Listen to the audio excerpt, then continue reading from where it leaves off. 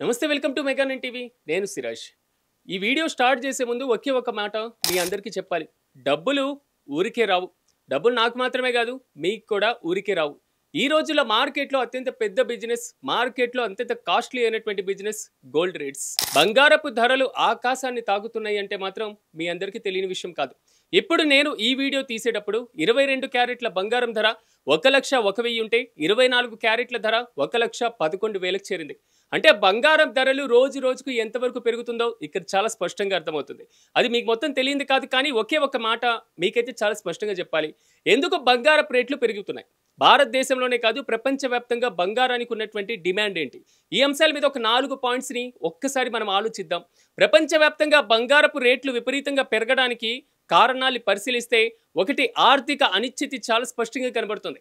ప్రతి దేశంలో కూడా ఆర్థిక పరమైనటువంటి అతలాకుతలంగా మారినటువంటి సిచ్యువేషన్ కనబడుతుంది. కొంతవరకు తినడానికి తిండి, ఉండడానికి ఇల్లు, కనీస అవసరాలకు అవసరమైనటువంటి ఖర్చులు, ఈ మొత్తాన్ని పక్కన పెట్టేసి బంగారపు కొనుగోలు మీద ఎవరైనా దృష్టి పెడతారా? కానీ ప్రపంచంలో పేద దేశాలు చాలా వరకు ఇలాగే ఉన్నటువంటి సిచ్యువేషన్ కనబడుతుంది. బంగారాన్ని కొనేటువంటి స్తోమత లేనటువంటి దేశాలు అనేకమైనటువంటివి ఉన్నాయి. అవి రాజకీయ అస్థిరత కావచ్చు, ఆర్థిక అస్థిరత కావచ్చు. కానీ ఆర్థిక అస్థిరత, ఆర్థిక అనిశ్చితి అనేది మాత్రం ప్రస్తుతం బంగారం మీద చాలా స్పష్టంగా పడుతుంది.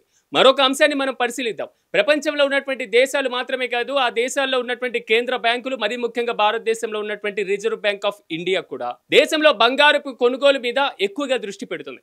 ఎందుకు బ్యాంకులు బంగారం కొనుగోలు మీద దృష్టి పెట్టాల్సినటువంటి అవసరం ఎందుకు వచ్చింది? ప్రపంచ దేశాలు బంగారం కొనుగోలు మీద దృష్టి పెట్టాల్సినటువంటి ఆవశ్యకత, అంత ఇంపార్టెన్స్ ఎందుకు ఇస్తున్నాయంటే ఒకసారి మనం 1994కి వెళ్దాం. 1994లో ప్రధానమంత్రిగా ఉన్నటువంటి వ్యక్తి పివి నరసింహారావు, మన తెలుగు వ్యక్తి.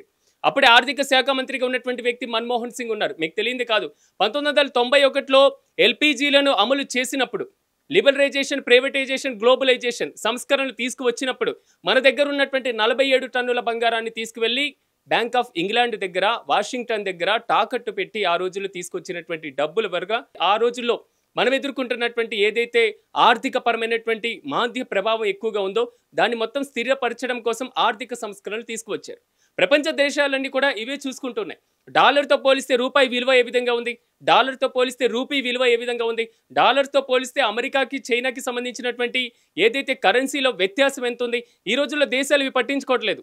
డాలర్ పక్కన పెట్టేసేయండి, రూపాయి పక్కన పెట్టేసేయండి, రూపీ పక్కన పెట్టేసేయండి, వివిధ దేశాల కరెన్సీలన్నీ కూడా పక్కన పెట్టేసేయండి. కానీ ఇక్కడ చాలా స్పష్టంగా ఉన్నటువంటి ఒకే ఒకటి ఏంటంటే, ఏ దేశంలో అయినా బంగారానికి తగిలమైనటువంటి వాల్యూ ఉంటుంది. మనం ఆర్థిక పరిస్థితి సరిగ్గా లేనప్పుడు, ఆర్థిక సంక్షోభాల్లో మనం ఉన్నప్పుడు, అలాంటి పరిస్థితి నుంచి మనకు బయటపడేసేందుకు వివిధ దేశాల దగ్గర మన దగ్గర ఉన్నటువంటి బంగారాన్ని తీసుకెళ్లి తాకట్టు పెట్టేస్తే ఆర్థికంగా మనం కొంతవరకు వెసులుబాటు ఉంటుంది కదా అని ప్రపంచ దేశాలు ఆలోచిస్తున్నాయి. ఇది ఒక్కసారి మనం గుర్తుంచుకోవాలి. ఇది కాకుండా డిమాండ్ సప్లై, ఈ డిమాండ్ సప్లై అనేది ప్రతి వస్తువు మీద ఆధారపడి ఉంటుంది. ఎక్కడైనా డిమాండ్ ఎక్కువగా ఉంది అంటే మాత్రం మనకు సప్లై తక్కువగా ఉంటే డిమాండ్ పెరిగిపోతూ ఉంటుంది. ఒకవేళ డిమాండ్ ఎక్కువగా ఉన్నా ధర తగ్గిపోయేటువంటి పరిస్థితి కనబడుతుంది. కానీ బంగారం విషయంలో మాత్రం డిమాండ్ ఉన్నా లేకపోయినా, ధర పెరిగినా పెరగకపోయినా ఎప్పుడు కూడా అదే డిమాండ్ ఉండేటువంటి సిచ్యువేషన్ కనబడుతుంది. ఈ నేపథ్యంలో వివిధ దేశాలు మాత్రం బంగారం మీద ఎక్కువగా ఫోకస్ చేస్తున్నటువంటి పరిస్థితి కనబడుతుంది.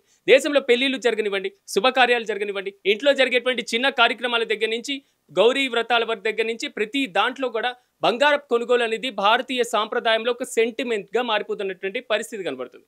అంటే పసిడికి ఉన్నటువంటి వాల్యూ ఏ విధంగా ఉందంటే అనాది కాలం నుంచి వస్తున్నటువంటి సిచ్యువేషన్ మనందరికీ తెలిసిందే. ఈ నేపథ్యంలో ఈ వ్యవస్థ నుంచి ప్రస్తుతం ఉన్నటువంటి రేట్లని తట్టుకొని భారత పౌరుడు, మరి ముఖ్యంగా సామాన్య మధ్యతరగతి పౌరుడు కొనేటువంటి వెసులుబాటు ఉంటుందా? కొనేంత అవకాశం, సిచ్యువేషన్స్ ప్రెజెంట్ ఉన్నాయా అంటే లేవనే చెప్పుకోవాలి. కానీ దీనికి ప్రత్యామ్నాయం ఏంటి అంటే కొంతవరకు ఒకటి ఆలోచించుకోవాలి. మన దగ్గర డబ్బులు ఎక్కువగా ఉన్నప్పుడు ఆస్తులు కొనుగోలు మీద దృష్టి పెడుతూ ఉంటాం, బాండ్ల కొనుగోలు మీద దృష్టి పెడుతూ ఉంటాం. కానీ కొంతమంది ఏం చేస్తారంటే బంగారాన్ని కొని పెట్టుబడులుగా పెట్టుకోవాలనేటువంటి ఆలోచనలు కూడా చేస్తూ ఉంటారు. అంటే బంగారాన్ని, మన దగ్గర ఉన్నటువంటి డబ్బులు మొత్తం పెట్టి బంగారాన్ని మనం ఒక ఆస్తిగా భావించి దాన్ని కొంతవరకు రిజర్వ్ చేసి ఉంచుకున్నాము అంటే మాత్రం మార్కెట్లో బంగారపు కొరత ఏర్పడేటువంటి అవకాశం ఉంది. కానీ ఇంత ధర పెట్టి ఎవరైనా బంగారాన్ని పెట్టుబడులుగా పెడతారా అంటే పెట్టేవాళ్ళు లేకపోలేదు. కానీ ఒక సలహా ఏంటంటే బంగారాన్ని పెట్టుబడులుగా పెట్టడానికి కొనే వాళ్ళకి మాత్రం ఇది సరైనటువంటి సమయం అస్సలు కాదు. ఖచ్చితంగా మీరు ఒకసారి ఆలోచించుకోవాలి. రెండోది బంగారాన్ని ప్రత్యామ్నాయంగా మనం ఏదైనా వాడొచ్చు కదా అనేటువంటిది కొంతమంది నిపుణులు చెప్తూ ఉంటారు. వెండి ఈ రోజుల్లో వస్తున్నటువంటి పరిస్థితి కనబడుతుంది.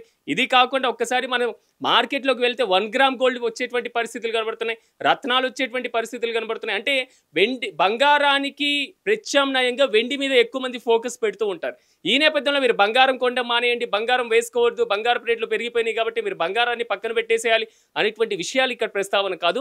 బంగారపు రేట్లు పెరుగుతున్నటువంటి తీరు, ప్రభుత్వాలు బంగారపు రేట్లను తగ్గించలేవా, నిత్యావసర సరుకుల్లో భాగంగా బంగారాన్ని కూడా తగ్గించాలిగా అనేటువంటి ఆలోచన కొంతమందికి వస్తుంటుంది. కానీ వివిధ దేశాల మధ్య ఉన్నటువంటి వాణిజ్య ఒప్పందాలతో పాటుగా వడ్డీ రేట్ల పెంపు, రాజకీయ అనిశ్చితి, వాణిజ్యపరమైనటువంటి అనిశ్చితి, ఆర్థికపరమైనటువంటి అస్థిరత ఇలాంటివన్నీ బేరేజ్ వేసుకున్న తర్వాత, మన దేశంలో దిగుమతి అంశాలను కూడా బేరేజ్ వేసుకున్న తర్వాత బంగారానికి ఉన్నటువంటి వాల్యూ అనేది చాలా ప్రథమ స్థానంలో ఉండేది అనేది మాత్రం చాలా స్పష్టంగా అర్థమవుతుంది. కాబట్టి ఒక్కటి గుర్తుంచుకోవాలి, బంగారపు రేట్లు ఇంకా పెరిగేటువంటి అవకాశం చాలా స్పష్టంగా ఉంది. ఎంతవరకు పెరుగుతాయి అంటే మన ఊహకు కూడా అందేటువంటి స్థాయి కూడా లేనటువంటి సిచ్యువేషన్. ఒకసారి మార్కెట్లోకి వెళ్ళిన తర్వాత బంగారపు దుకాణాల వైపు చూడాలంటే కొంతమంది ఉసూరుమంటున్నటువంటి పరిస్థితి కనబడుతుంది. కాబట్టి రాబోయేటువంటి రోజుల్లో బంగారానికి ప్రత్యామ్నాయంగా వాడకాన్ని ఒకసారి ఆలోచించాలి. అట్ ద సేమ్ టైం బంగారాన్ని పెట్టుబడిగా కాకుండా వారి అవసరాలకు అవసరమైనటువంటి దాన్ని మాత్రమే కొనేందుకు ప్రెజెంట్ ఉన్నటువంటి సిచ్యువేషన్ అయితే చాలా స్పష్టంగా కనబడుతుంది. ఫైనల్గా ఒకే ఒక డైలాగ్ని చెప్పి నేను ముగిస్తాను. అది అందరికీ తెలిసినటువంటి మాట, మనకి కావలసినటువంటి మాట. డబ్బులు ఊరికే రావు. కాబట్టి ఆలోచించండి, ఆలోచించి ఆచితూచి అడుగు వేయండి. బంగారపు రేట్లు మాత్రం ఆకాశాన్ని తాగుతున్నటువంటి పరిస్థితి కనబడుతుంది. చూస్తూనే ఉండండి మెగా 9 టీవీ.